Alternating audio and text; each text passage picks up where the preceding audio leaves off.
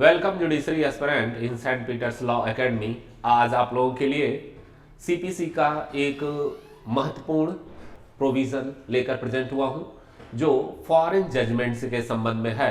कंक्लूसिवनेस of foreign judgement, कि कब विदेशी निर्णय निश्चायक नहीं माने जाएंगे। यह आपके प्रारंभिक परीक्षा में, मेंस के एग्जाम में और इंटरव्यू में भी ये क्वेश्चन पूछे जाते हैं कि कब विदेशी निर्णय निश्चायक नहीं होते।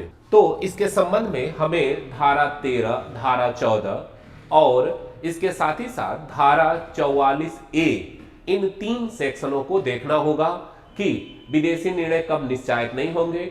विदेशी निर्णय के बारे में उपधारणा उसी के समकक्ष उसी में आता है, ये इंक्लूड होता है। तो सेक्शन 13 कहता है conclusive proof, conclusiveness of foreign judgement, foreign judgement, foreign judgement, विदेशी निर्णय, विदेशी निर्णय की निश्चायकता कब नहीं होगी। विदेशी निर्णय कब निश्चायक नहीं माना जाएगा। तो विदेशी निर्णय को पहले यह देखना होगा कि विदेशी निर्णय, विदेशी न्यायालय होता क्या है, फिर उसके विदेशी निर्णय क्या होते हैं और कब विदेशी निर्णय निश्चायक नहीं होगा पक्षकारों के और उनके हित प्रतिनिधियों के बीच। जैसे तो हमें सेक्शन 2(5) देखना होगा, जिसमें विदेशी न्यायालय के बारे में बताया गया है। विदेशी न्यायालय और 2(6) विदेशी निर्णय, और इसके साथ ही साथ सेक्शन 13, 14 और 44A, इन सेक्शनों को अगर हम आप पढ़ लें तो फिर हमें पता चलेगा कि विदेशी निर्णय का क्या प्रभाव है भारत में और उनके पक्षकारों के बीच। अगर कोई ऐसा पक्षकार है जो भारत में भी वाद लाना चाह रहा है, भारत से भी वह हितबद्ध है, उसका जो सब्जेक्ट मैटर है वो भारत से भी प्रभावित है और वो विदेशी में निर्णय वाद लाया है। जैसे अगर कॉन्ट्रैक्ट हो रहा है किसी अमेरिका के निवासी से, किसी भारत के निवासी से, और यह कॉन्ट्रैक्ट है कि अगर ब्रीच हो रहा है तो हम इसके संबंध में अमेरिका में वाद लाएंगे। अब क्या अमेरिका में लाया गया वाद भारत के नागरिक पर प्रभाव रखेगा? क्या उसको भारत में निष्पादन कराया जा सकता है? इस तरह के प्रश्नों का निर्धारण ये सेक्शन करेंगे। तो विदेशी निर्णय, विदेशी न्यायालय कौन है? तो धारा 2(5) में यह बताया गया है सीपीसी के कि विदेशी न्यायालय वह न्यायालय है जो न तो भारत में स्थापित है और न ही भारत के सरकार के द्वारा वह चलाया जा रहा है, प्राधिकृत किया गया है। तो ऐसे न्यायालय विदेशी न्यायालय होंगे। यानी 2(5) में कहा कि जो न तो भारत सरकार के द्वारा प्राधिकृत चलाया जा रहा है और न ही भारत सरकार के द्वारा स्थापित किया गया जो न्यायालय है वह क्या होगा, वह विदेशी न्यायालय होगा। अब ऐसे न्यायालय के निर्णय विदेशी निर्णय होंगे, विदेशी न्यायालय के निर्णय होंगे। अब धारा 13 कह रहा है कि विदेशी न्यायालय के निर्णय कब निश्चायक होगा, कब कंक्लूसिव माना जाएगा। उसको भारत में अगर उसको निष्पादन कराना है या भारत में उसको लागू कराना है तो भारत के उन्हीं बाद के पक्षकारों या उनके हित प्रतिनिधियों के बीच कहां तक वह मान्य होगा। तो इसके संबंध में धारा 13 कहती है, सेक्शन 13 कहता है कि विदेशी निर्णय निश्चायक होगा। विदेशी निर्णय निश्चायक कब होगा? तो कहा कि सामान्यतः विदेशी निर्णय निश्चायक होगा, लेकिन अगर विदेशी निर्णय निम्न दशाओं में आया है तो वह निर्णय निश्चायक नहीं माना जाएगा। कौन सा? यानी इसका निगेटिव में कहा कि विदेशी निर्णय भारत के बाद के पक्षकारों और उनके हित प्रतिनिधियों के विरुद्ध निश्चायक होगा, लेकिन निम्न दशाओं में निश्चायक नहीं माना जाएगा। तो वो दशा क्या है? तो इसको धारा 13 अगर आप पढ़ेंगे तो उसमें देखेंगे कि कहा कि विदेशी निर्णय जब ऐसे न्यायालय द्वारा दिया गया है, वह निर्णय जो सक्षम नहीं है, उस मामले को सुनने के लिए सक्षम नहीं है, तो कोई ऐसा निर्णय जो सक्षम न्यायालय द्वारा नहीं सुनाया गया है, नहीं दिया गया है निर्णय, तो यह निर्णय क्या होगा? निश्चायक नहीं होगा। दूसरी चीज कह रहा है कोई निर्णय जो मेरिट के आधार पर, गुणागुण के आधार पर नहीं दिया गया है, यानी निर्णय विदेशी न्यायालय द्वारा मेरिट के आधार पर, गुणागुण के आधार पर उसे नहीं सुना गया है। दूसरा कह रहा है ऐसा निर्णय क्या हुआ है? अंतरराष्ट्रीय विधि के अशुद्ध बोध पर आधारित है, अशुद्ध बोध पर आधारित है, अशुद्ध बोध पर आधारित है, अशुद्ध बोध पर आधारित है। अगर अंतरराष्ट्रीय विधि के अशुद्ध बोध पर आधारित है तो वह निर्णय क्या होगा? निश्चायक नहीं माना जाएगा। दूसरा, ऐसा निर्णय भारत में प्रचलित किसी विधि के उल्लंघन में किया गया है, किसी विधि के उल्लंघन में हो तो वह निश्चायक नहीं होगा, भारत में उसका कोई प्रभाव नहीं होगा। दूसरा कह रहा ऐसा निर्णय नैसर्गिक न्याय के नियमों का उल्लंघन किया है, प्राकृतिक न्याय के नियमों के उल्लंघन में दिया गया है। अगर ऐसा निर्णय प्राकृतिक न्याय के नियमों के उल्लंघन में दिया गया है। अगला कह रहा ऐसा निर्णय कपट द्वारा प्राप्त किया गया है, प्राप्त कर लिया गया है।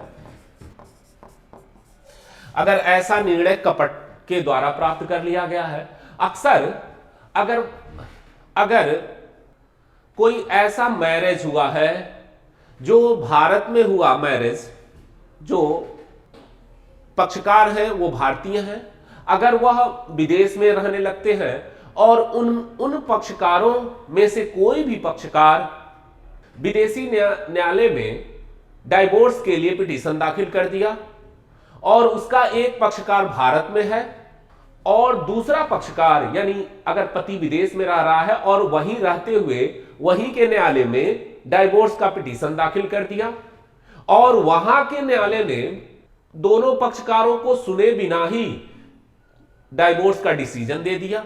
अब प्रश्न है क्या वह डिसीजन भारत में लागू होगा?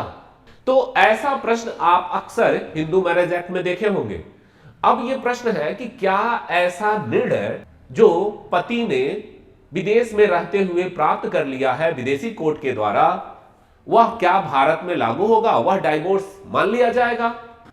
तो अगर वह निर्णय इन नियमों के उल्लंघन में हुआ है, अगर ऐसा निर्णय सक्षम न्यायालय द्वारा नहीं सुना गया है, दिया गया है, ऐसा निर्णय गुणागुण पर आधारित नहीं है, ऐसा निर्णय अंतरराष्ट्रीय विधि के अशुद्ध बोध पर आधारित है, ऐसा निर्णय भारत में प्रचलित किसी विधि के उल्लंघन करता है, ऐसा निर्णय जो नैसर्गिक न्याय के नियमों का उल्लंघन करता है, ऐसा निर्णय जो कपट के द्वारा प्राप्त कर लिया गया है और ऐसा निर्णय जो भारत में लागू किसी विधि को भंग करता है, ऐसा निर्णय जो भारत में लागू किसी को भंग करता है, तो ऐसा निर्णय निश्चायक नहीं होगा और उसका कोई प्रभाव नहीं होगा, भारत में वह लागू नहीं होगा। लेकिन अगर ऐसा निर्णय इन नियमों का पालन करते हुए किया गया है तो फिर वह निर्णय क्या होगा? निश्चायक होगा। अब प्रश्न है कि अगर कोई निर्णय निश्चायक है तो क्या वह भारत में लागू हो जाएगा उसका निष्पादन भारत में कराया जा सकता है। तो इसके संबंध में हमें धारा 14 और धारा 44A देखनी होगी कि सेक्शन 14 कह रहा है विदेशी निर्णय के बारे में उपधारणा, विदेशी निर्णय की उपधारणा। तो धारा 14 कहा विदेशी निर्णय की उपधारणा। विदेशी निर्णय क्या होगा? निश्चायक माना जाएगा। लेकिन उपधारणा के संबंध में यह कहा कि अगर कोई निर्णय निश्चायक है, यानी धारा 13 के नियमों के अकॉर्डिंग नहीं है, न तो अंतरराष्ट्रीय विधि के अशुद्ध बोध पर सक्षम न्यायालय द्वारा या गुणागुण के आधार पर नहीं सुना गया, यानी गुणागुण के आधार पर सुना गया, सक्षम न्यायालय द्वारा दिया गया, भारत के किसी विधि का उल्लंघन नहीं हुआ है, नैसर्गिक न्याय के नियमों का पालन किया गया है, तो वह निर्णय क्या होगा? निश्चायक होगा। अब उस विदेशी निर्णय को भारत में कहां तक लागू किया जाएगा? तो इसके संबंध में धारा 14 कहती है कि इसके संबंध में यह देखना होगा कि वह निर्णय किस प्रकार के राज्य के द्वारा दिया गया है। अब उपधारणा के तो बताया कि वह निश्चायक माना जाएगा, और इसके संबंध में, उसके प्रवर्तन के संबंध में केंद्र सरकार ने, यानी हमारी पार्लियामेंट ने विदेशी निर्णय प्रवर्तन अधिनियम 1933 पास किया, और उसके बाद इस अधिनियम के तहत विदेशी निर्णय के बारे में दो तरह के राज्यों का उल्लेख किया। एक राज्य व्यतिकारी राज्य, व्यतिकारी राज्य, व्यतिकारी राज्य का मतलब मित्र राज्य, मित्र राष्ट्र, जो मित्र राष्ट्र है, और एक अव्यतिकारी राज्य, अव्यतिकारी राज्य जो शत्रु राष्ट्र का है, शत्रु राष्ट्र का जजमेंट है। तो दोनों पर, तो इसके संबंध में विदेशी निर्णय प्रवर्तन अधिनियम के तहत 1933 के तहत यह प्रावधान किया गया कि अगर व्यतिकारी राज्य है, व्यतिकारी राज्य मतलब मित्र राष्ट्र है जिसका भारत के साथ मित्रवत संबंध है, और इस प्रकार की संधि है कि आपके निर्णय जो निश्चायक हैं वो भारत में लागू होंगे, तो वह जो है भारत में लागू होगा, जिसको ऐसा माना जाएगा कि वह भारत के न्यायालय ने ही पास किया है और उसको भारत में लागू किया जाएगा। क्या ऐसा माना जाएगा कि भारत में ही, भारत के न्यायालय ने ही निर्णय दिया है जो निश्चायक है? ऐसी उपधारणा की जाएगी कि भारत के न्यायालय ने ही उसका निर्णय दिया है। और अव्यतिकारी राज्य के संबंध में जो शत्रु राष्ट्र हैं, उनके संबंध में यह कहा कि वह जो निश्चायक है धारा 13 के तहत, वह निर्णय भारत में लागू नहीं होगा जब तक कि विदेशी निर्णय के 3 वर्ष के अंदर वादी, यानी जो इस का वादी था, यानी जो विदेशी निर्णय का जो वादी था, वह भारत 3 वर्ष के अंदर, जो इस निर्णय के पास होने के 3 वर्ष के अंदर भारत के वादी जो है, भारत के जिला न्यायालय में क्या करेगा? वाद लाएगा, आवेदन करेगा, वाद लाएगा, और यह न्यायालय और यह जिला न्यायालय अगर वादी के पक्ष में निर्णय दे दिया, वादी के पक्ष में निर्णय दे दिया, तो फिर उस निर्णय को निष्पादन कराया जाएगा जो विदेशी न्यायालय ने निर्णय दिया है। यानी इस पर 2 नियम हैं। विदेशी निर्णय निश्चायक होगा, ये तो है धारा 13 का उल्लंघन नहीं कर रहा है, तो वह निश्चायक होगा। अब विदेशी निर्णय के बारे में जो उपधारणा कह रहा है कि वह वैध माना जाएगा, विदेशी निर्णय अगर धारा 13 के अकॉर्डिंग नहीं है तो वैध होगा, यह उपधारणा होगी। दूसरी चीज, अब उसका निष्पादन कैसे किया जाएगा भारत में? तो कहा कि विदेशी निर्णय प्रवर्तन अधिनियम 1933 के तहत, और यह धारा 44A में जोड़ा गया। धारा 44A कहा गया कि एक व्यतिकारी राज्य होगा जो मित्र राष्ट्र होगा, और एक अव्यतिकारी राज्य जो मित्र राष्ट्र नहीं है। तो व्यतिकारी राज्य का अगर जजमेंट है तो फिर उसको माना जाएगा कि वो भारत के न्यायालय ने ही दिया है और उसका निष्पादन कराया जाएगा ऐसे भारत के न्यायालय के द्वारा। और अगर वह अव्यतिकारी राज्य है, अव्यतिकारी राज्य जो मित्र राष्ट्र नहीं है, तो फिर उसके संबंध में क्या होगा कि वह जो वादी है वह भारत के न्यायालय में, जिला न्यायालय में वाद लाएगा और जिला न्यायालय फिर उसके फेवर में अगर जजमेंट देता है तो वह जजमेंट क्या होगा, भारत में लागू किया जाएगा। तो ये जो है ये बताया कि इस प्रकार यह लागू किया जाएगा, अन्यथा वह विदेशी निर्णय का कोई महत्व नहीं है, ऐसा माना जाएगा कि वह उसका कोई प्रभाव नहीं पड़ता। तो ये अक्सर इस तरह के मामले जो पक्षकार भारत में हैं लेकिन अगर वो विदेश में रह रहे हैं, जैसे आप हिंदू मैरिज एक्ट में देखोगे, कॉन्ट्रैक्ट में देखोगे, तो इस तरह के निर्णयों की बात होती है कि वह निर्णय भारत में कहां तक लागू माने जाएंगे, उसका प्रवर्तन कराया जाएगा।